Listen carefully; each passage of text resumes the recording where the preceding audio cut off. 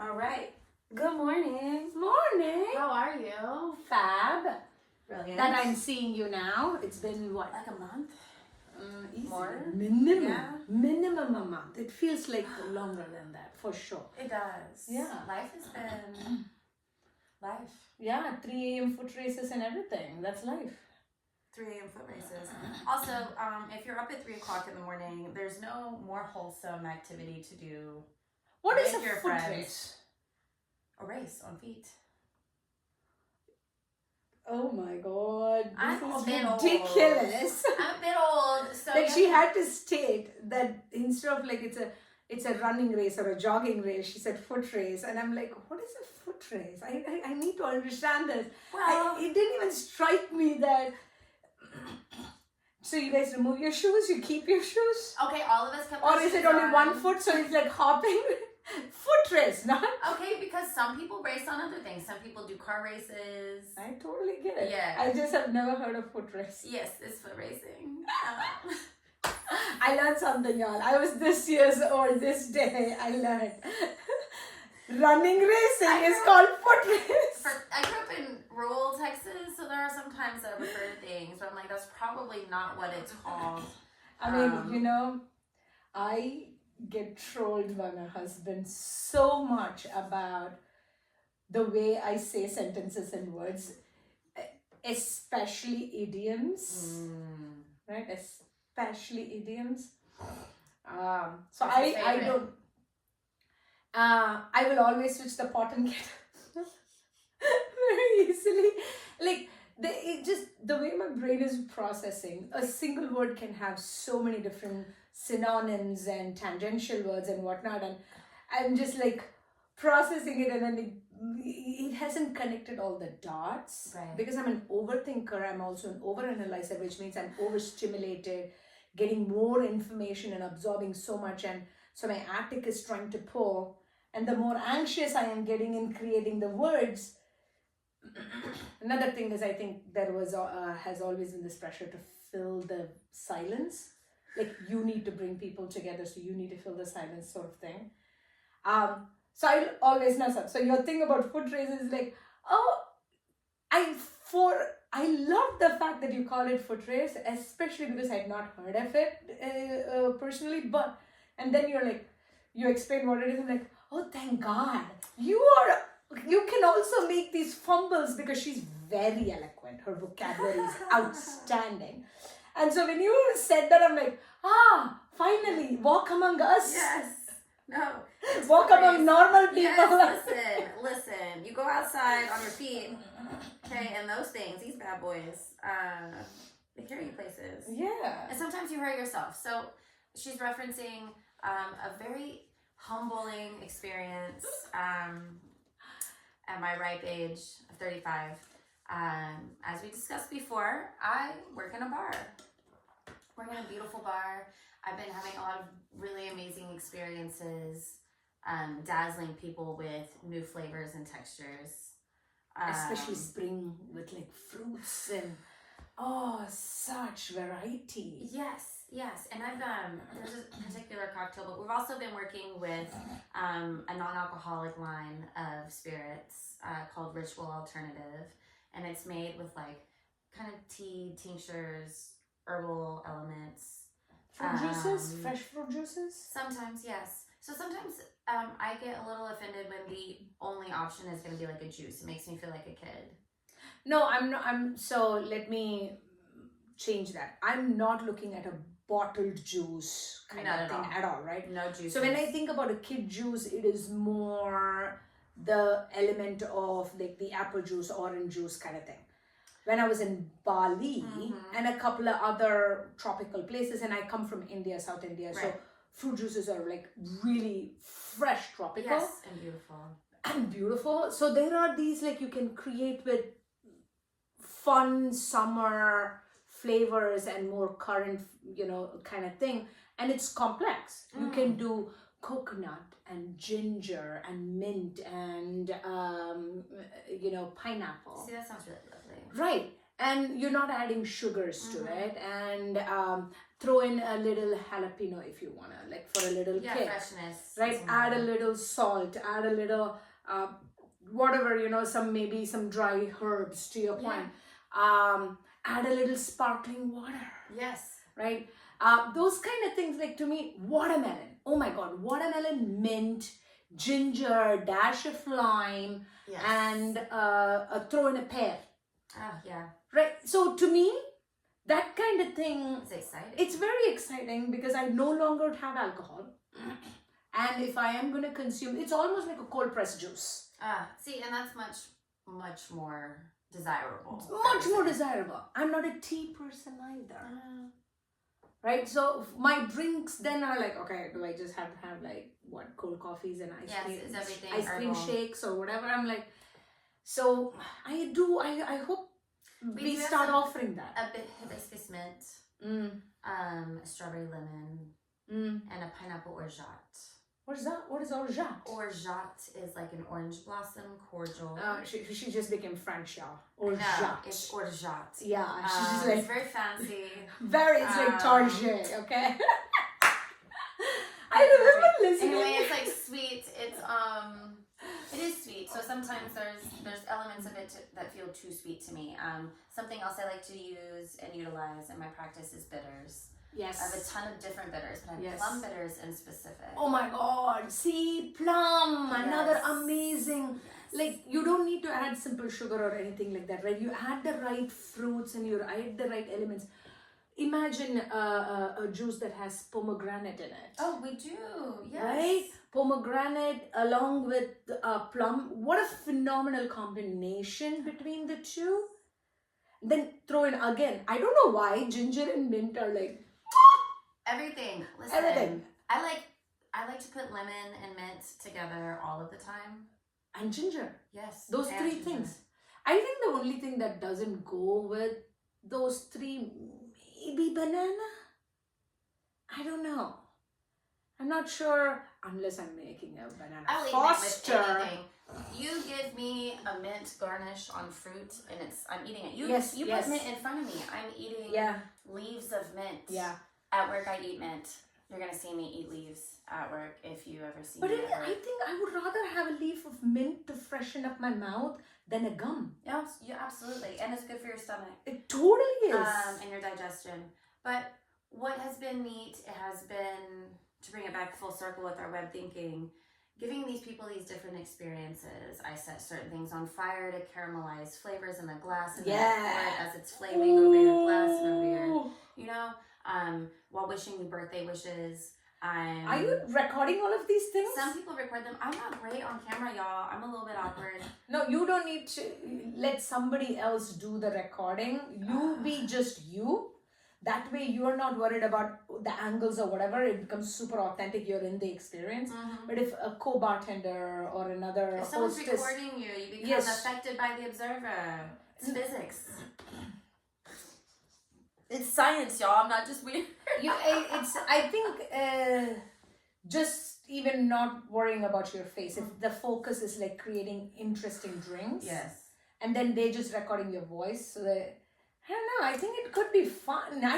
You know what? I think I want to watch her do this work. So I'm asking her to record video. So I'm not there all the time watching you do this. See me on a Wednesday? Yeah, I will. And I want to. I don't think I'm going to get to see every single creation you create. No, you're right. That's it. Let's talk about one in particular that I wish and that you could try. And I know maybe we can do it differently since I know you're not consuming alcohol. Hey, you know what? I will do the job of one day here. We will do an cocktail thing. We could, absolutely. And we can record it. We'd love that. Maybe we'll do like a non-alcoholic spring refresher drink. Yes. I once made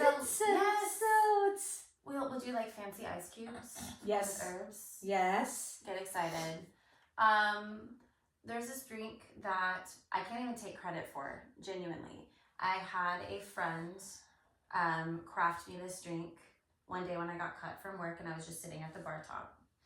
And it's called a Trinidad sour. Now the interesting thing about a Trinidad sour is it's predominantly Angostura bitters. Wow. It's an ounce and a half of Angostura bitters. That's a lot. An ounce and a half of Angostura bitters, a half an ounce of rye whiskey. Half. Yeah. Half an ounce of orgeat and lime juice. Okay. Shake it up.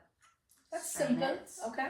Serve it up in a cute little Nick and Nora glass, which is like a cross between a coupe martini glass Okay. and like a flute, Okay. if you will. It's real cute, and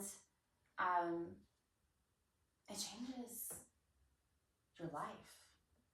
Genuinely, the way I've given it to a few people since then, and they light up, and it's complex, and it's earthy, and it's herbal. And then when you find out that Angostura isn't necessarily herbs that have been distilled into bitters, Angostura is from tree bark. Wow. The Angostura tree. You can't call it Angostura bitters without it coming from the Angostura tree. And that is in Trinidad, which is why it's called a Trinidad sour. And so the complexity of you drinking a beverage that is mostly bitters, and bitters are really great for your liver. So it's kind of a digestif, if you will. It's this drink that gives you complexity and texture and wonderment. No, totally. One of my favorite drinks used to be hot toddy, especially. And there are things that can soothe and reset and help the body and whatnot. And fermented drinks are not always bad. You just need to figure out those balances. And I'm right now in the reset phase of my life. Right? I'm not doing alcohol at all. Right. But when if I come back into trying, or if I go forward to trying some of these more natural elements, then I mean, it didn't sound like there was any simple syrup in it. There is none. The orgeat, I Rye believe, also has a dry bitterness, doesn't it? Rye? It is a little bit dry. Is it on the sweeter side, rye whiskey? I don't drink a lot of whiskey. So rye to me is not as sweet as bourbon. That's what I thought. I thought rye was not on the sweeter side. It's not. So this is not a sweet drink. That's good. It's bitter. Yeah. It is. It's very. And So it is going to be, to your point, very complex for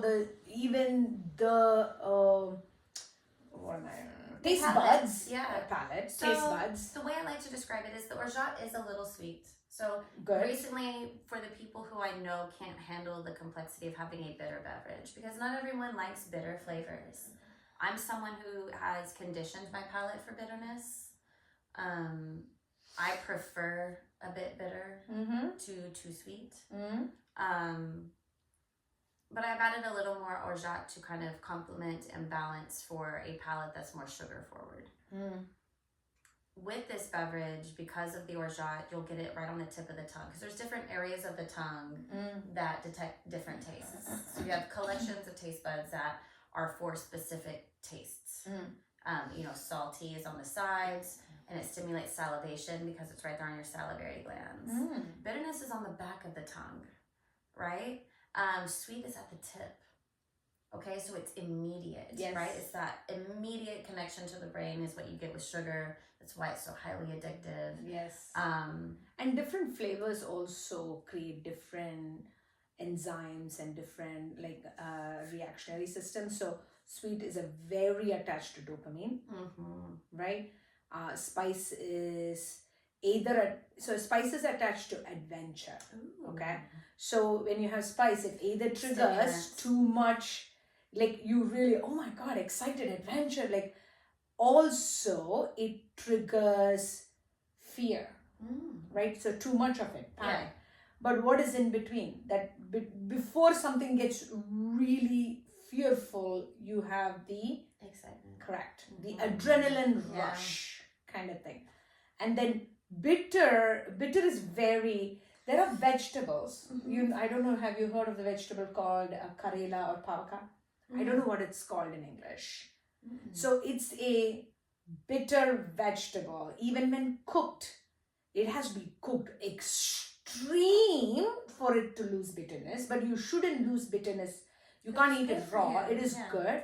And it's very much part of Indian cuisine. It's very good for your health. Part of Ayurvedic cuisine. I'll make you. Please. My mom is here. She makes a phenomenal Karela kutu. Kutu is like a thick chili kind of stew. You eat it on a bed of rice. With lentils and everything. I love it. Yeah, okay. I'm so excited. Mom and Dad just arrived yesterday. Really? Yeah. Yes. No, not yesterday. Day before yesterday. Yeah, It's day been before a long yesterday. week already. It's Thursday? It's Thursday. It's Thursday. Oh, long week. Listen, I rolled over today and I go, oh, it's Thursday. Yeah. And it's been, I think it's been a while since we've done this. I'm so excited to see you. I was like, I want to be there for you, but I need to not bug you. I was like, what the fuck are you doing? Yeah, no, I was going crazy. I got really overwhelmed. Took a couple of weeks off of volleyball. I got new people on the team. I have a little boy on my team now. Yay. So I reordered jerseys. Okay. And I needed to order. The thing was, and it's something I've come to accept about myself, I do work a lot. Yeah. And I'm very social at work. Yeah. So your energy depletes. It's exhausting. Yes. And there are certain administrative tasks that we've discussed before that make me and my particular executive dysfunction shut down. Yeah. And my executive functioning just does. I don't want to have to go through a 4-step email process to complete an order. Yeah. It overwhelms me to even think about it. Yeah. Fill out this form, submit the form, let me answer that I've got the form, send you proofs, you have to approve the proofs, then I'm going to send you the invoice, It's kind of a cumbersome process because I have to edit a PDF. No, you are, not that you can't do it. Right. Let me be clear, okay? It doesn't take away from your functioning to do it. It is not one that not only gives you joy, it drains you. You are a creative person and you are a interactive person. This is a very draining process for you. Yes. And I think that is where we don't realize we have to tap into the right energy of each person for us to get the best out of people. I feel you, my darling. But that's why there's different services or different people or different businesses that do it differently. So I decided not to go through the traditional PSA route to order jerseys, and it's honestly because I procrastinated. Listen, I procrastinated. And I needed jerseys by the end of the week. I waited 2 or 3 weeks to place the order. And it's honestly because the rest of my team and my assistant coach didn't want me to order all new jerseys. She wanted me to order just the 5 or 6 for the new people that were joining the team. Yeah. What that meant was, though, is I have a little boy on our team. And the style of jerseys I got when we first started are a women's style jersey. They're a slimmer fit. Yes. They have like darting. It's so, you know, it was the style of jersey I chose because of the design on the side. And then I realized that it was a fit. Yes. I also have a girl who is not petite, who needed an extra large as a child, an adult extra large, and it was still snug. Yeah. And they were uncomfortable. Yeah. So I took the liberty. I think you were very thoughtful. I think you were thoughtful in not just buying jerseys for those few people who need it, because now they're going to distinctly look different. Right. Make it all consistent. Well, my whole thing was they wanted us to order the same jersey. Yes. And we didn't even really like the logo. It was kind of hard to read. And so in my mind, the other part of it that felt overwhelming was I want to ask these people to buy all new jerseys. You know, from what you've just told me, okay? Here's my read on it.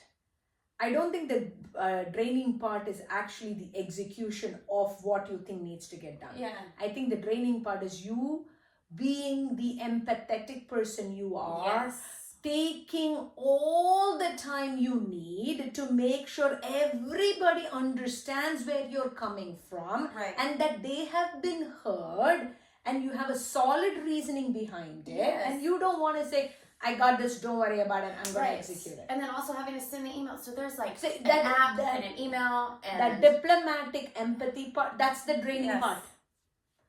That's your draining part. So, if you're in that situation, I think you should try something. If anybody is in that situation, execute it and say, and then go explain.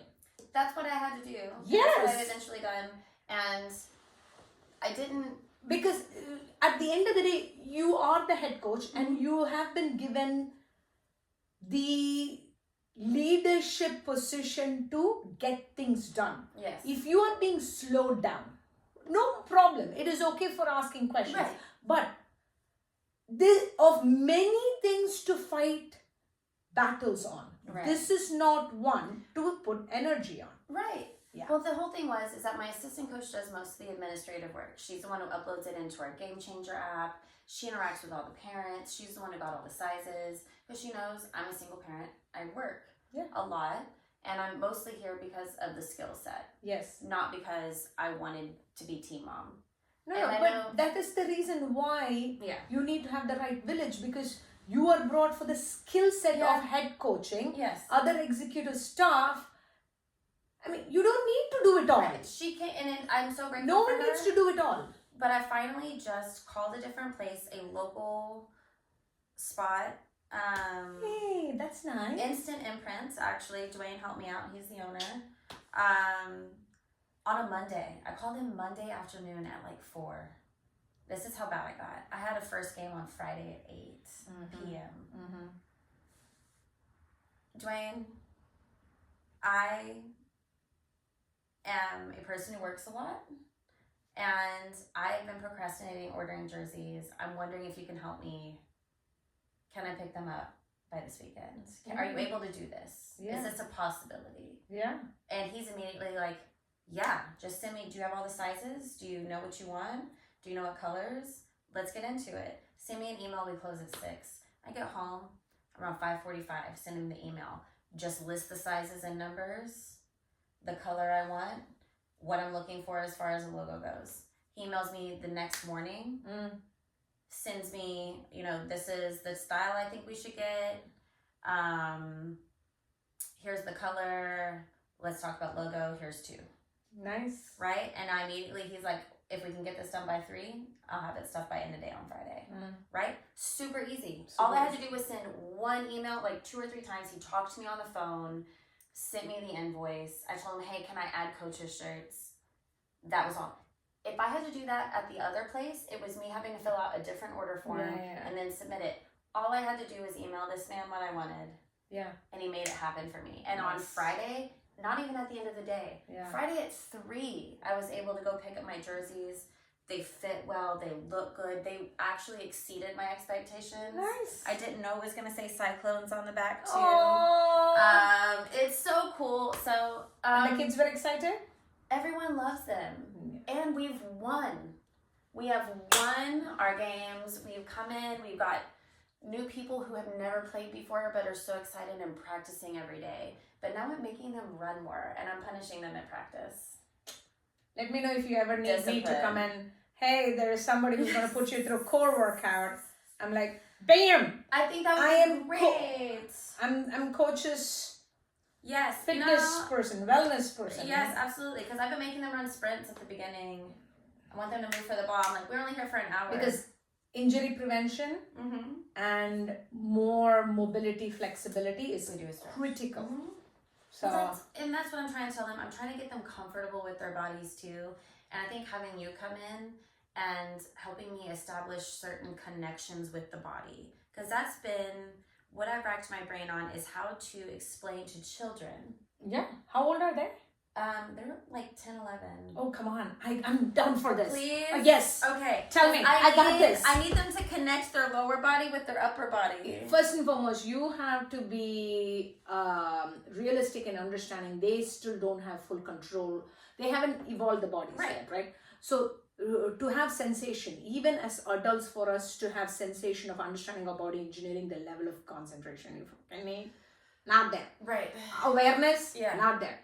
Kids, there's a different way to connect with them. I'm excited! Okay. Yeah, okay, because we're trying to do overhand serving. Yes. I need them to know it's not just your arm. Yes, it's not. The reason we step and push with our legs is because we're driving energy from this part of our body, but also I keep trying to make them make a sound when they hit the ball so they feel their core tighten. Yeah. And they're embarrassed. Yeah. I was not. As a child, when I learned how to overhand serve and they told me that I could like yell, grunt, scream. Yes. I did. 100%. Because it just pulls from. So I used to play both volleyball and throw ball. Okay. What is throw ball? So volleyball is throw ball. so it's the same kind of ball as the volleyball. Okay. I don't know why it is not, maybe it's called handball here. I don't know why it is not popular here, but it's very popular where I grew up. Okay. Right? Volleyball kind of court. Okay. Net is at that height. You have, very similar to volleyball, you have 4 or 5 people in one side, 5 people on the other side. Okay. Not 4, 5 people on each side. Okay. Middle, 2 corners is general pattern. Right. You could sometimes do, I don't think it's 5. I think it's 4 people. Okay. So you have to not to just do this. Okay. And it's only 1 shot. You don't have 2 shots. Okay. So just like volleyball that you can do this, throw ball, the service, you got to hold it. You got to be able to hold the ball. This is important. Yes. You got to throw the ball like that. Okay. Okay. So to your point of overhand, it is not just hitting. No. You got to be able to fling it, and you need to have grip control to hold the damn ball. And like point where you want to score. And when the ball comes, you need to catch it. It cannot do double bounce. Catch and throw. Catch and spin throw. Doesn't matter what your throw is. Catch and lob feels throw. a lot like polo. Like water polo-ish. It is on the court. Okay. So it's a lot of work, and you can do it obviously. Like you, but you cannot pass it to another person. That's interesting. So you have only about, I think it's only 4 people. I have forgotten, obviously. I've been since high school. Who the fuck knows? But that's a technique I've been showing them, because with the form, with the hitting, with like, there's so many moving parts. With moving parts, it's really hard to get down. Yes. So right now I've been making them hold the ball, which is hard for them. They have small hands. Yes. And throw it across the net. Because I want this motion, right? But I also, that's the biggest part, and something I make them repeat back to me often, is what is the one thing Coach Lowe tells you about volleyball? Yes. And they'll all yell back to me, volleyball is a full body sport. It totally is. Because I see so many people just trying to like muscle and strong arm, and it's like, you have to understand, we're not super upper body strong naturally. Yeah. And you know what is the most valuable part of the woman's body versus the man's body? No, it's actually the much more easier separation for us between our ribs and our hips. Okay, the isolation. Because it's a lot more smoother, and we have much more limber muscles than tight muscles, right? For men here, they call core strength. For women here, it's, for me, powerhouse area is core flexibility. Yes. So you know how to control it versus in Pilates, you with your twisty things. Yes. And tennis too is an overhand. Like, you have to pull your entire body to do it. Throw. Do tell me. I will come. I'm so excited. I'm not good at it. I need to learn things about tennis, and I have rackets that I have not. You know what? rackets. Let the weather get improve. You and I will start playing pickleball. I have many paddles, and we have a thing here. We'll play pickleball. You were telling me this the last time. It's lovely. That's neat. Okay. We should I mean, obviously, we are catching up on our lives, and you guys are seeing all of this stuff. We're having very valuable dialogue about certain things. So the other thing that I told you we were going to talk about is vagus nerve stimulation and regulation. So a lot of times when we're feeling overwhelmed, or we need to decompress, or even like when you're angry. I come from a household where we yelled. My mother yelled, everybody yelled, even now we yell. I always tried to blame it on the fact that we're Italian until I started doing more research. And so I've now established that I'm fairly certain, whether it's trauma informed or not, that my mother has ADHD. My brother was medicated for ADD at a young age, and we know what that's contributed to in his life. I know now, because I was the quiet, gifted, and talented kid, but I had a hard time turning in homework. I never turned in homework. I procrastinated every project I had, but I made good grades and I was very smart. I could ace a test. I remember things. Yeah.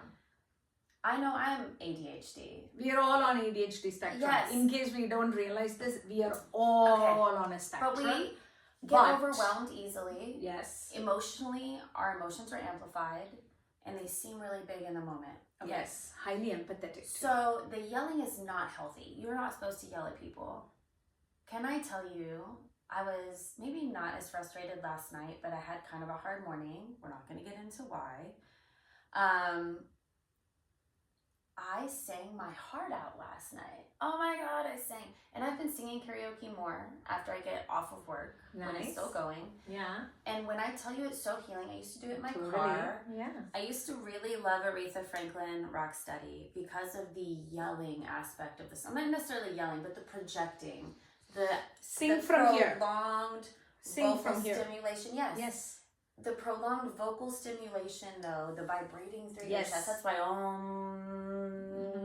and then all of your chanting, why you don't stop, the vibration through this area and this area Throat is chakra. so healing. Throat chakra To healing. move it up and out. Yes. The projection of it. Yes. Okay, so I sang some songs that were like very healing in that aspect. I sang You Oughta Know by Alanis Morissette. Okay. Do you know that song? I mean, you have to sing it. I'm by no means saying I would not know It it, starts- but if you ask me immediately, I'm like, It starts in the most epic manner. I don't know if you loved the 90s. I want you to know that I'm happy for you. Do you know that song? Dude, you're gonna sing a whole lot more. This is obviously not in my top 50, so which is why it's not triggering. Listen. But I do know that it's like yelling. How is it? I mean, I'm we putting can you on look the it up spot later. now. Anyways, yes, but We'll look it the up later. yelling. It's talking about because I'm here to remind you of the mess you left when you went away, and she's like screaming, "It's not fair to deny me." Like, anyways, super cathartic. Also a 90s cult classic. So like people yelling back at you. It's like your own little rock concert. But the way you get down from yelling and it's like sharing this energy with a group of people, healing, y'all. Karaoke is healing. It totally is. So I'm gonna turn us back to a point we were talking about why we yell. Okay. The reason we yell. There is emotion and then there is action. Okay. Right? The feeling and the emotions behind Right. that are obvious, and then there is the unobvious one. The obvious one is frustration. Okay. Okay. I don't want to mark it as anger. I'm talking about frustration. Absolutely. Okay. And the not obvious one is not heard or not Unheard. understood. Mm-hmm. So you yell because that's what you have seen as all different generations in front of you did when you were young. To be heard was to increase the volume. So the moment, whether it was the grandma or grandpa, or whether it is the chief of the village, doesn't matter. To be heard, to silence, to make sure your voice stands, is increasing. It is, of course, there is, noise going on and you want to bring the, yes, but at the end of the day, what is the reason behind it? To be heard. Absolutely. To silence others.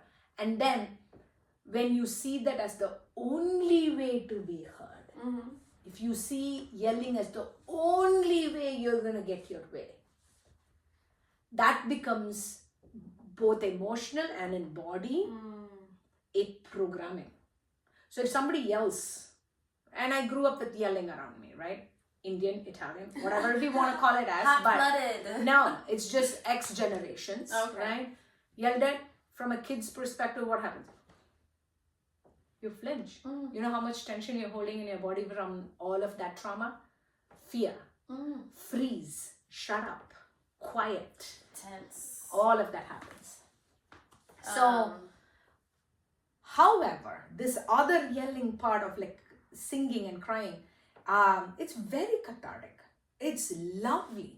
I grew up learning classical South Indian Carnatic music, and from a very young age, and it helped me with my lungs because I used to have asthma. I literally was born with asthma. So from the moment I was born, not only are you trauma born through, a child coming out of the womb is there starting with distress and trauma, right? It completely changing on how you're breathing, how you're eating, to a world, the very different elements. Your first breath. Correct. And then when you have difficulty to breathe, if I choke you, your entire body sees it. So I grew up with that. I had severe asthma. Every single other day is severe asthma. I used to have An inhaler in every room, in every aspect. Car would have one, my backpack would have one, nightstand would have one, mom and dad's nightstand would have one. Like inhalers everywhere. Kitchen would have one. Like severe attacks would happen. Wow. So singing from like improving the lungs, singing from the core, diaphragm, like holding all of that reverberation, tenor. Oh, that's good. Really cool. It is so good that you sang your heart out. It was great, but then it starts to come to me because I also have other favorite songs that are from the 70s typically, but are mostly just like yelling. In like in a cool way, not like screaming. It's not words. It's just vocal pattern. Yes. Listen, my favorite songs don't have words but sounds. Yes, and sounds are good. But it makes me think. So let's talk about when we're talking about anger, when we're feeling unheard, when we're thinking about historically and the things that we know about bodies and human behavior. Aggression is a natural human emotion. It is a natural urge of physical expression. It is innate. Aggression is to need some expression physically because emotion is energetic movement, right? And we have to move through it. We can't hold it because we get blockages. Yeah. Women have been silenced. Absolutely. Oh my God, women cannot yell. We literally just got done stigmatizing yelling. 100%. But when you not nice, it's not good, it's not nice. When you consider that it is healing, when you consider that there were spiritual practices that you did yell and express and push and project that energy up and out, right? Yes. We're just talking about its healing elements. Absolutely.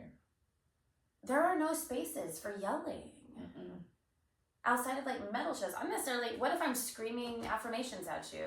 Like, my favorite thing to tell people about Ari is like, she will aggressively compliment you. Hey, I really like your pants. Like, I love it. But I want that. So martial arts might be kind of an area where you can healthy channel aggression. Boxing. I love kickboxing. Yes. But even like shadow boxing, I don't know, sometimes I have to physically throw a fit. Like, throw a fit in my car. Yes. What do you mean? Yes. What do you mean? I have to shake my hands. The entire body needs to release all that tension. I think this is why dancing, like Indian Hindu is a very large umbrella for religious this thing, because there are too many practices within Hinduism. Okay. Many. I can't count. And I don't think it has been fully captured either. Okay. But there are many variations of Hinduism. And there are Hinduism ways of expression, and especially during festivals, that includes body painting and elaborate, makeups and dressing up, and very fully letting the body embody the spirits to dance and yell and sing and everything, to the point almost where there are strong beliefs that God, a version of God, him or herself has entered your body.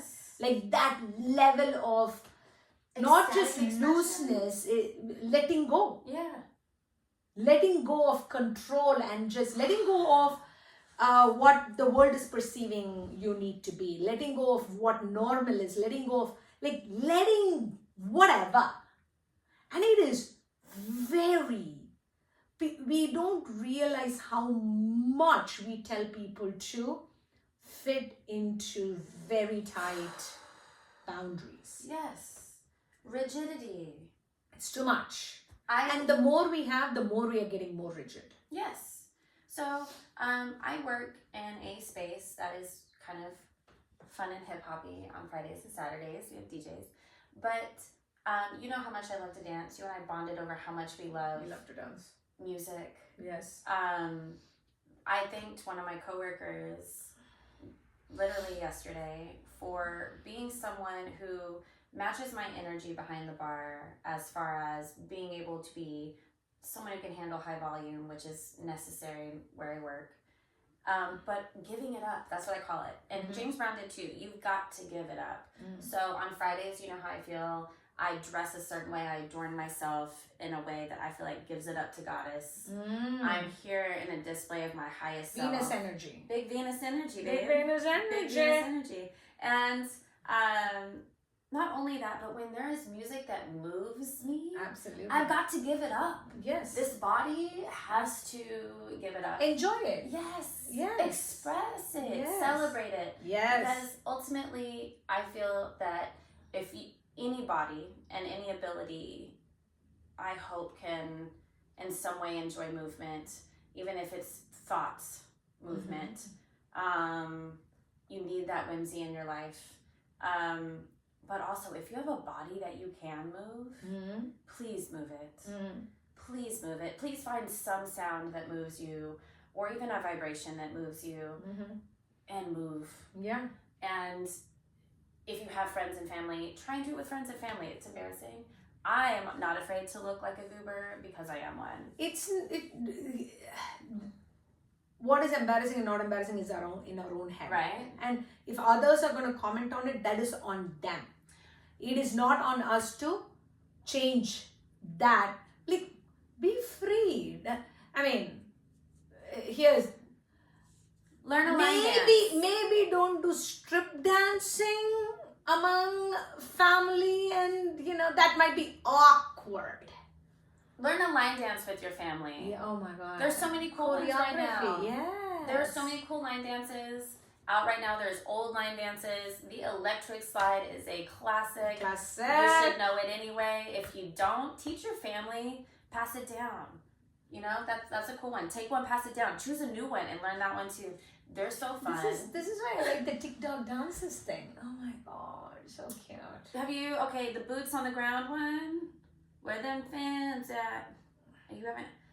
You are on TikTok and Here's the thing. You're expecting me to have recall memory of highly passing shit when I scroll. I'm like, yeah, my attic has definitely not registered this as important. I'm sure I enjoyed it when it happened, but I didn't register it. It's so fun. And you need a fan. You need a clicky fan. We'll find one for you. Great. Lovely. I also want to take a second. I'm obsessed with your being today. I want to first giving it up. She came into the door and said this, okay? I can't help it. It's powerful. It's so powerful. And the colors, but the way it compliments you and the way you feel. I feel you look so embodied today. Oh my God. Like, I'm happy you're here. Thank you. Same. I think that's the energy we're sharing. But truly, I'm obsessed with this outfit. She's obsessed with me. Spirit. Truly. But what? Where did you get this? Tell me about this. Venice Beach, Santa Monica Beach. Okay. Between those two. I was walking, and I love walking by the beach. Like, I really, really enjoy. I don't need anything else in my ears. Wind, sea, Oh my God, I absolutely birds. love it. And I walked, and I found a nice joint place as well. Okay, yes. Elevations. But I could not. So I got a joint from there, and then I got a small bag of gummies. Okay. I couldn't light up the joint because of how windy it was that Oh day. man. So it was like really You frustrating. gotta do it like you're. I tried everything. Didn't work. And initially I didn't even have a lighter. I had forgotten about. So then I had a gummy.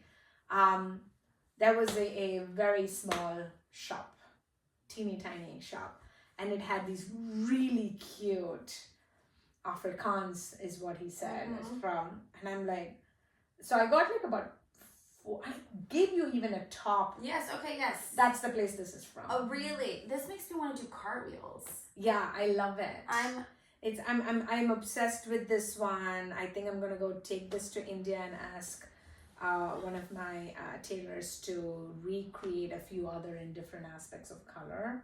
Any scrap clothing they have, which they will have everywhere. Yes. I want them to create something like this again. It's so Isn't nice. it like so chill? Like it's very boho. I love it, but the way the colors are so many colors So and the way many. they complement. And Light. then, look at this. Look at how this goes with this and then the olive of her shirt, guys. I just can't.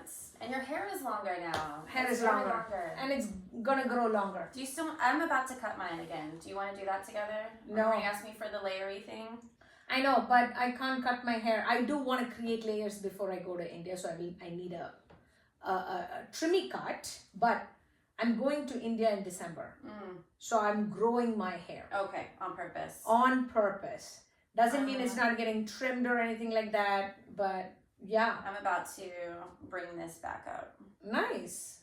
I look good in Are you a gonna shag. get? Are you gonna get bangs, side bangs? Oh no, would not be bangs. It's definitely More face framing. It's so up just to your yeah. chin. I come up to the chin. I might come up a little bit higher, like cheekbone. Yeah, but just for then you this go layer. down. Yeah. Yeah.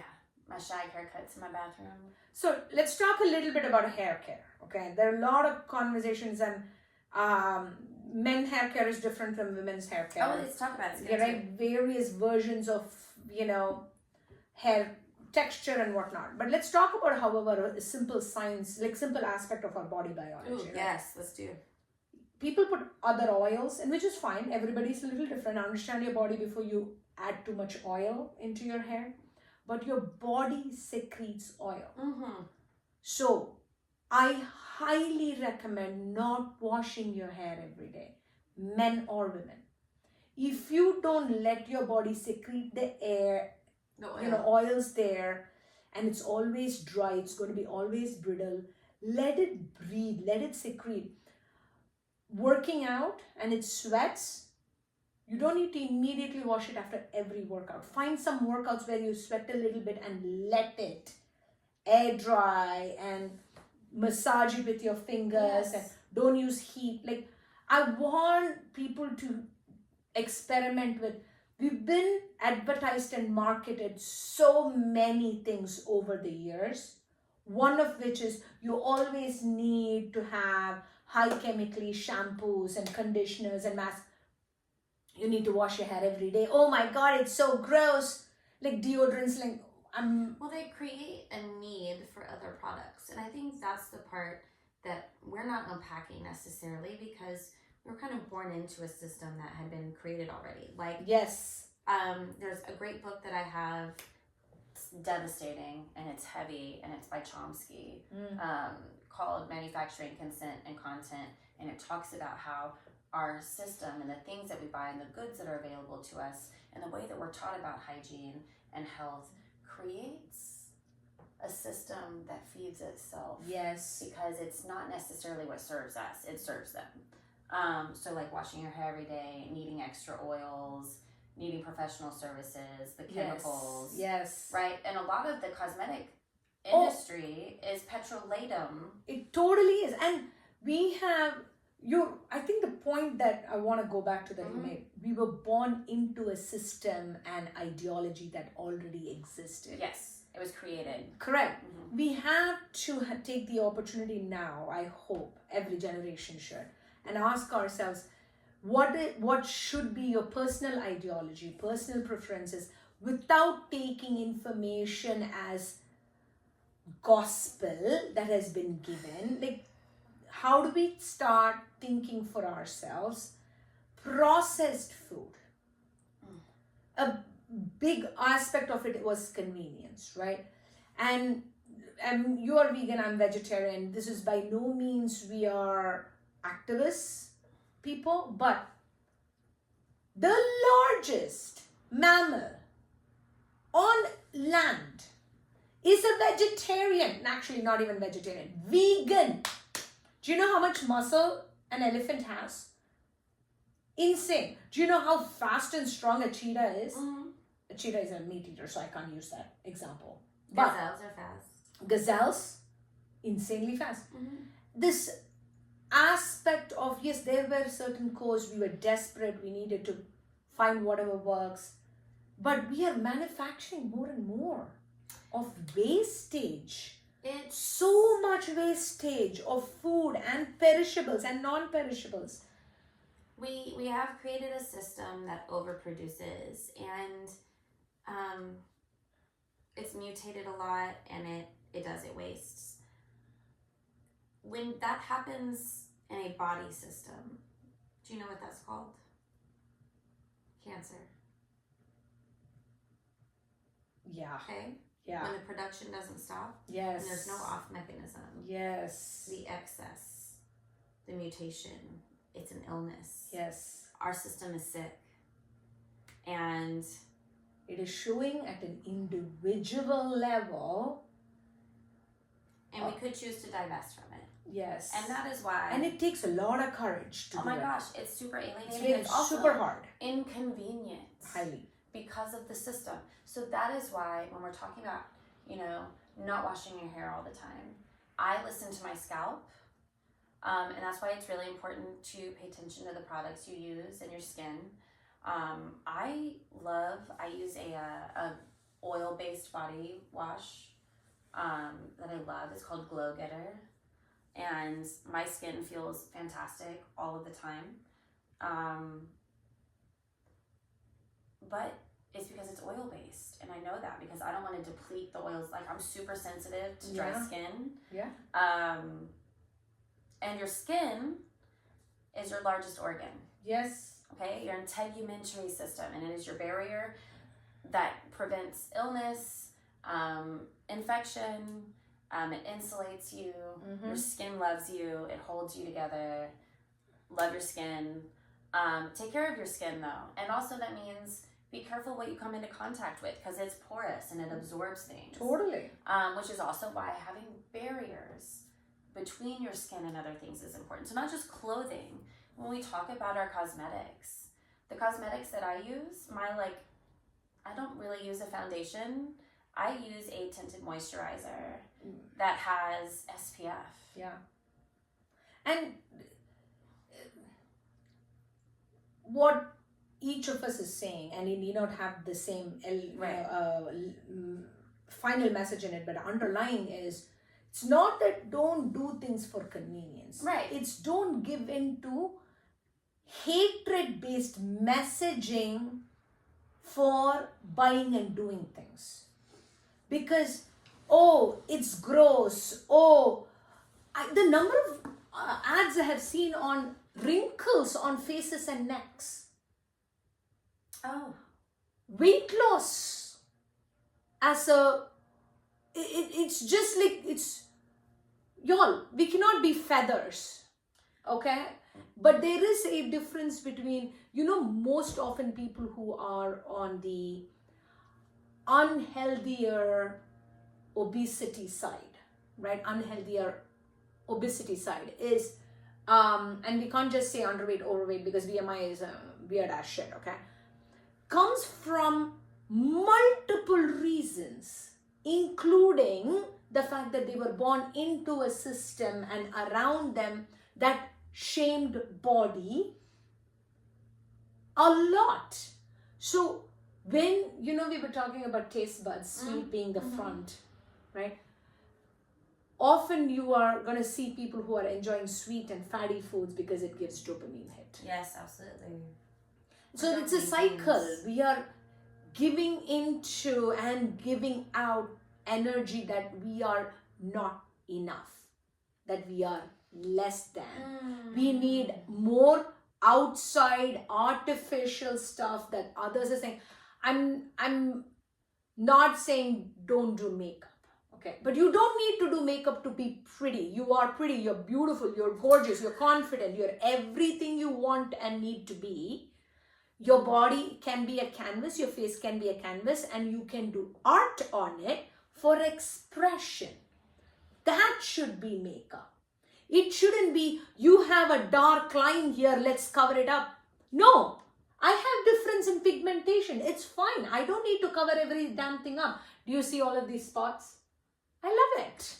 It is there. It's fine, right? I mean, it need not freckles. There used to be a thing to cover freckles all the time. Now, show off the freckles. Now people are making fake freckles with makeup. Big eyebrows. More hair in between. Like, listen, having these eyebrows, people ask me all the time, like, what about your eyebrows? And I was like, they grow this way. Gorgeous. But it also wasn't a day. I made it a day. It was it. I like that. It was I made it a day. I made it a day because it connects all the way across. It's like a headband. So, okay, finish this because we got to come back to the it and the day. Yes, okay. I want to talk about the spiritual aspects of makeup and where they originated. When you talk about eyeliner, it was originally coal, and it was preventing infection. Evil eye yes. No, but it was actually because of their environment. So it protected their eyes from their environment because of the properties that they put in the things that were around their eyes, the coal. And there's also coal as in Kohl, not yes. Coal. Okay, Yes. the coal she's talking about is Kohl. It's still very significantly used in South Asia. Absolutely. And so there are certain spiritual elements to, and what rouge signified, it meant like vitality and health and like good circulation, right? Like having rosiness was an indication of like health and fertility. And you were getting flushed a little, and you're not getting like too red, so you know when to come. And it was kind of an accentuation, and so like there are things that are spiritual, like when you adorn yourself in certain ways, and like in India, flowers. Even with the different colored powders. Yes, absolutely. Right, and where you put them, and yes. how you literally anoint yourself with different oils. Absolutely. There's a very spiritual aspect that you can add into your rituals of beauty, if you will, that are self-loving and not self-deprecating. That's right? the thing. To love yourself, to accentuate things that make you happy, and to view it that way instead of feeling like I need this because of that. I even struggle with it recently. I don't color my hair. I have a lot more grace. Yes. Me too. Look. Yes. See how much more yes. grace I have. And I've been, people point them out to me, and I am trying not to shy from it, because in some ways I'm like, oh, I'm aging. I'm nervous about being perceived that way. And that is because of the system and the voices in the system that told us maintain your body a certain way, maintain the looks a certain way, maintain your hair a certain way. Undesirable as an aging woman. Correct. It doesn't look good, is what we were told, right? That therein lies the seed you start putting. There is a phenomenal set by Sarah Silverman, a stand-up comedian, right? And a small part of that set goes, why would we tell girls that they can be anything? Like, why would we tell them they can be anything? Because it wouldn't have hit their brains that they can't be everything. Wow. If I tell you, don't think of an elephant, you are gonna think of an elephant. You don't need to put the seed in to say there are things you can't be. So when you say you can be everything, that is like, oh, so, whoa, okay, I needed that extra. Well, it's historically accurate, because women weren't allowed to be doctors. Women weren't allowed to be teachers, professors, I would say. Yes. There was a lot of things women have been excluded from, and even now, right now, they are slowly eroding our abilities to make or obtain certain level of career success. Yes. Without stigma. Yes. I'm nervous about that. But I also, to that same point, in an ideal world, why would we want girls to acknowledge limitations? Why would we already put blinders on imagination for what could happen. And I recently made someone who's very sardonic and sarcastic, very intelligent, like studied Jungian psychology. Watch the Lego movie. I made them watch the Lego movie because of the allegory of how rigidity, right? The Craggle. Have you watched the Lego movie? I have, but I don't remember exactly. Big business wants to super glue you together and make you follow their system of instructions and sing the same song and do the same things that everyone does every single day because it feeds their big business. Yes. And then the piece of resistance is the lid to the crazy glue. Okay? And then the person who has the piece of resistance is the special. But then at the end of the movie, it's like, we're all the special. We're all the piece of resistance. You could all be master crafters if you just stopped following the instructions and stopped living these rigid lives and be creative and understanding. Yes. But it's because you didn't, the framework Absolutely. is oppressive. Yes. And I think we are, this is why I'm really glad at every generation you look. Oh, yes. We have evolved and we have evolved and we have evolved. And when I look at our two kids, oh my God, brilliant. Oh, yes. Like, don't take bullshit and smell bullshit is something that I am so proud that they can execute on, because I'm also proud about the fact that we used that as a parenting element. We're like, hey, your voice is going to be heard. You're important. These things are important. I'm not going to tell you exactly how to feel and what to do. I want you to explore it.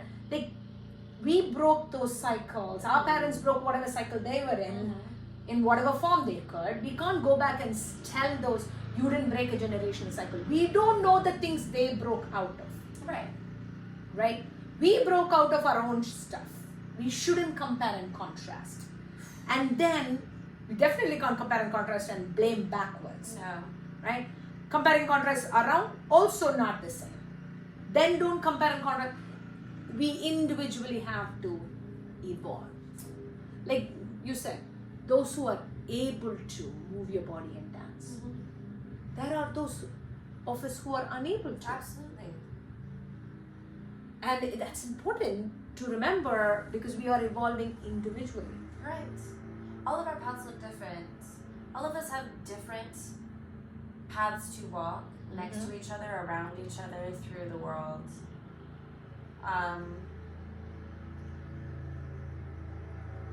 That's why you can't necessarily view most anything in a binary. Yeah. Although there are atrocious things that are happening. There are things, but when you start talking about collective consciousness, and there are some philosophies that state that we all exist because we're all spark of creation experiencing every element of existence through time and space. I love that. We are all spark of creation existing in all elements through time and space. Oh my God. The exploration of the extent of existence. Absolutely. Which means that atrocity and tragedy and disparity in some ways have to exist. Yeah. It has to, and we have to evolve out of it as well. Like, we have to learn, and this is where, I don't know if you guys have watched Three Body Problem. Have you watched Three Body Problem? Brilliant. But the fundamental takeaway for me, one of the fundamental takeaways for me was Earth and the humans on Earth are evolving at a much faster pace than what their civilizations were able to evolve at. All right? So we have to talk about what we have learned during our lifetime individually, because that is the individual truth and reality pulled together creates a kaleidoscope of how the world was during a period or time. Like if we take today and 2025 and today, this world of today has to be viewed through the experiences of me, my son, you, your daughter, husbands, neighbors, the plants, the trees, every individual. Because we are not in circles, we are spiral. Yes, Like, we're never in we're the same going- point again. Right. Yeah. And we're only expanding. It's like a tornado. It's like expanding. Right? And I think I've seen even the Big Bang Theory thing, Yes. like spiral expanding. And so we can't like hold on to. I think the hardest part from what I've heard from people is, how do you forgive? Not forget, but forgive, right? And Good question. when especially you don't hear an apology, you don't hear acknowledgement from the party that has, who you feel has wounded you, right? And your wounds are valid, no question about it, right? But how do you forgive? You have to move forward for you, and you forgive because that was not someone you can ever understand, because you're not in that position, you're not in that politics, you're not in that system, you're not in that situation. You didn't know what they were going through. You don't know what went through their minds, their expectations, what were they told as the boxes, how were they treated. You don't know it. Right. So to judge it and then expect you need to be at the place where I am at, only then will I forgive you, is going to keep you from evolving yourself and forgiving yourself. That's true. That's true. And you don't want to carry that around. And I think that's the biggest part, is like when you're angry about something, when you can't let something go, you're holding it. When you hold something too long, it creates stagnant energy, creates a blockage, creates rigidity. We store things there. You'll get tense. That is the biggest work that you do around forgiveness, is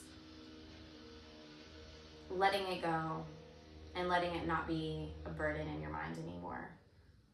It doesn't necessarily mean that you have to engage with those people anymore. I do want to talk about judgment though, because we stigmatize judgment a lot. I am someone who tries to be less judgmental myself. But then I was trying to talk to one of my favorite Aries. It's Aries season. Shout out to all the Aries in the world. Her name is Saida. She's, raised in the Bronx. One of the most brilliant and beautiful, intelligent, and powerful women. You would love her. She's incredible. Looking forward to it. Yes. She's on the East Coast now, though. Met her in Austin as a mother, as a person who shares the same belief systems that we do, is an activist, is doing the work in her community and connecting with people. And I remember telling her, I'm trying not to be so judgmental. This is 2016, 2017. And she put me in check about it. We talk about valuing our intuition a lot. And she goes, and judgment, is synonymous almost with discernment. There are some things that you are meant to be judging and weighing, right? And discerning, right? And so there is power. Like, I'm not saying you should be bigoted in your judgment. Obviously, there are balances to it all. But there doesn't, I want to move away from the stigmatization of judgment. Like, there are some things that are not for you, that can be for others. I think we nowadays have distilled multiple things into the word judgment. Yes, and I absolutely. think therein lies probably our innate introspection and lining up of actions and reactions that we see from us and others, which is all we can experience. We can't experience emotions and feelings in their head. You can only experience the actions out, right? The ones we experience. It's not that we shouldn't look at it and learn from it and discern from it and apply it. Like, do I need boundaries? Do I need to be more empathetic? Do I need to step back? All of those things. Right. I think when you start expressing it in a critical form. Right. Okay. Right? And in a belittling form. Yes. Then I think that's where nowadays judgment is used synonymously. Yes. Right. With Right? the things. Correct. Yeah. I completely agree with you. I think we need to be, the word judgment has been used that way because we have a role of a judge who clearly tells you have crossed the line or not the line kind of thing. And also it's the limitations of the English language. Yes. So I'm not disagreeing. I mean, I think you and Sarah both we're all on the same thing. I think language and vocabulary is this is probably also why talking these things out is helpful without that's what that word means in my head and that's what it means to them. Right, your association with it. That's it. And then you shut down because either it's a positive or a negative in your head already and there is assumptions. I like to look at our perceptions as like a lens. Like glasses that you wear. Yes. How often do you clean your glasses? Yeah. All the time. God. So sometimes you have to think about your thought process in that way. Yeah. Do I need to step back and adjust my lenses? Do I need new lenses? Am I unable to see things clearly now because of what I'm using to filter what I'm receiving? That requires you to sit back and ask yourself, what are my filters? Yes. Well, I had this, on Instagram, if you look at some of my older posts, I'm very philosophical. I love to write. It's like a cute little, I will write to you about this scene that I took a picture of, and it's mostly nature. I love plants. I talk to plants. I inspect them. I study them. I love them. I remember seeing these beautiful big blooms in Seattle.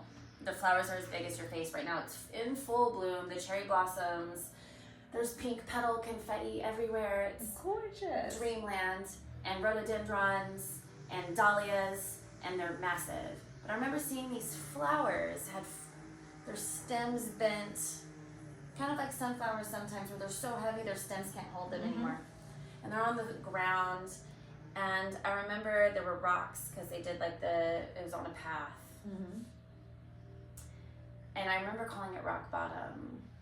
And then I remember sitting there thinking, oh, it's so sad that these blooms had fallen. But then I had to consider that in their resting place, they were resting. They weren't struggling to stay up. They weren't drooping. Their stem wasn't bowing under the weight of their beauty, of their fragrance, of their nectar, of the pollen that they were heavy with, right? And so when they finally came to that resting point, they were just able to exist. Yes. Right? Now, I hope they weren't trampled upon, that's a risk that you take. But there are certain, its support system could no longer support it. It collapsed. And it grew. Yes. It grew out of the stage of being short and stout, and we don't realize that we use certain words to indicate a stage might be better than the other. Right. When it is evolving in the infancy and toddler, where it's a little bit more upright, doesn't mean it is stronger than the stage where it has seen everything, evolved, let the stem grow more than the flower, and the flower take weight.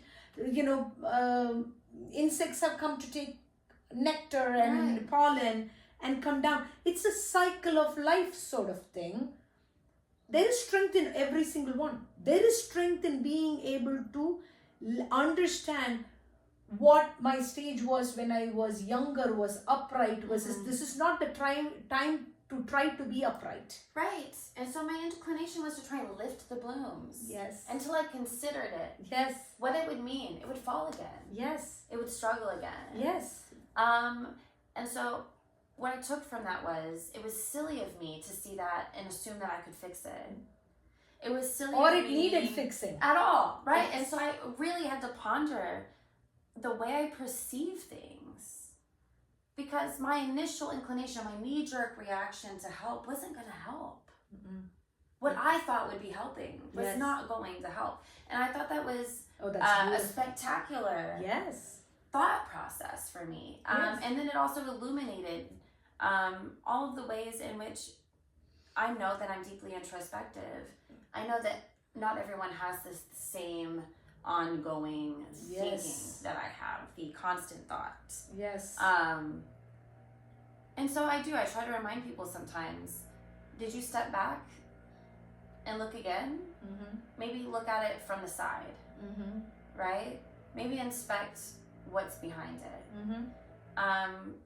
Because I think it is that nuanced approach of recognizing the gradient of something and not just looking at it at a surface level before you make that assumption. Yep. Right? We really get into those knee-jerk reactions without inspecting what they mean, without looking at it more fully. And that's something I love about myself. I think we don't give ourselves enough credit for being that much open to data points, Right. overstimulation kind of thing. Like, because look at that introspection, and I think everybody needs to have honest conversation on listen to them, hear, hug, help. Right? If somebody wants to come and talk to you about something, or if you want them to open up to you and talk, are you expecting yourself to be the fixer? Do you want to be the savior, the fixer of a problem? Right? And also, are we training ourselves to think of certain things as problems? Which is why we come back to this topic of what a face needs to look like, what a body needs to look like. Looking versus feeling. When you have acne, that's because your skin is irritated and there is infection. When you have, dark circles or pigmentations or whatever, that's just you've gone through life. Right? You can't some of this is just genetics. Some of this is the environment you live in. Some of this hormonal. And some of it you have allergic reactions. It's right. You can put makeup for various reasons, but you cannot find reasons to constantly criticize your body, and because we are programming over and over that you do need help, or something is broken, or something is not enough, so take help. Right, Consume. And this is even as we grow older. My parents are at 70 this year. They're turning 70. And my husband's parents are already in their 70s, right? They've lived a really full life. So suddenly, if kids of this age in their 40s and 50s, you have parents who start saying, guys, you don't do this, you don't do that, you need help here, you can't do this, what's happening with your bank accounts, what happening with your health, there is being thoughtful and helpful if they ask for it, and then there is this judgmental, I don't want to say in the word, there is just too much of, hey, they don't know enough. Kids won't come to parents who are gonna constantly criticize, find faults, right? If they don't feel safe. Same thing. If you didn't have that, you are not gonna reciprocate. So practicing that. There are sometimes now, because I have a few friends and coworkers who kind of lean on me, because they're going through some things. So they'll call me sometimes, and I have to ask, are you wanting me to just listen? Or do you want me to offer perspective? Or what are you seeking? So I can be here for you in that way. Yeah. Because I do recognize that not everyone is talking to you because they want you to start giving them solutions. Not everyone is seeking a solution. Sometimes people just want to be heard, be held, witnessed. Process it out loud. Yes. Let me get it out of my head. I literally will say this to you. Yes. Thanks for letting me get that out of my face. Yes. Yes. Because I need to say it. If I don't say it out loud, I'm not able to externalize and inspect it. 100%. Because it's also sitting with so many other thoughts, and you want to pull it out and start looking at it. And I completely agree. Yes, and that's why journaling is powerful. Super powerful. I still haven't journaled in years. I think you don't need to necessarily always put it down on paper. I think sitting with certain thoughts, I think meditation is a form of journaling. It need not always, when I'm doing Legos, I'm right now almost finishing my Lego. Well, you know, some thoughts will go in because I'm trying to also focus. When you are in an extremely distressed place, especially in a highly self-critical place, I think writing down really, really helps. It's important. Because you can disassociate from it, and you need to dissociate from it. It helps. I'm glad that we're talking about this, and we might need to expand on it in another episode. The damage that comes when someone reads your journals. I haven't recovered. Yeah. I haven't recovered. That person still attacks me about the things that they read in my journals. Yeah. It's deep. There's a book called The Artist's Way, and it was written in the 80s, I believe. And it definitely, this woman says, wake up in the morning and write. Every morning, wake up and write. And then burn it or throw it away or whatever. But wake up and write. And the way it expands your consciousness and your thoughts and the way you begin to process things. Because you write, right? And every day you write more. And it might be, you might learn a new word, you know, like perspicacious. You know? I do not know what she's talking about. Wow, this is the weird person she. What is the word? Perspicacious. Perspicacious. Yes. I will not be in a spelling bee competition ever. Dude, you and I should. Next episode, this is what's going to happen, okay? You and I are going to play Scrabble while podcasting. Oh, this is exciting. Yes. Okay. And I want to learn from her. And also, I will immediately forget. Whatever she said, shishis. I'm done. It's out. Perspicacious. It's never going to stick in my head, so I'm not going to try. It's so fun. Great. Good for you. Do you not have favorite words? I'm sure I do, but this ain't one. Another one I really like that kind of sounds the same is capricious. Capricious is good. My favorite word is brilliant. I do love brilliant. Brilliant is probably my favorite word. Really? Yeah. I say it a lot at work. Yeah. I find it just, it's something that is, the word itself, you know, it can talk about smarts, it can talk about looks, it can talk about just the overall light and shininess. It can talk about the impact it has on you. Like for me, that word, brilliant, I use it quite a bit too. It is probably my favorite word. I have to think about it. Yeah. So in my eulogy, you better like have fucking brilliant. Fucking also. I love that word too. Like, I mean. Fucking brilliant. Yeah, fucking brilliant. Yes. Sharda. Yeah. Sharda, fucking brilliant. You know, whatever it works. Yeah, whatever order works. As long as those 3 words are together, I'm good. I think we nailed it. SFB, yes. Sharda, come up, fucking brilliant. That's your stand-up now. It's gonna be your first special. Oh God! Do I fuck brilliantly? Or do I get fucked brilliantly? I hope both. I don't want to get. Yes! Yes! Thank you! It's gotta be both. Sorry. It's gotta be both. It's gotta be both. It's gotta be both. There you go. Yeah, it's gotta be even. Yeah. I think we need to end it on this note. I think so too. Capricious. Loquacious. And capricious. And perspicacious. That's you. Okay? The Capricious. That's her. And fucking brilliant over here. Mwah. See y'all. Have a great day.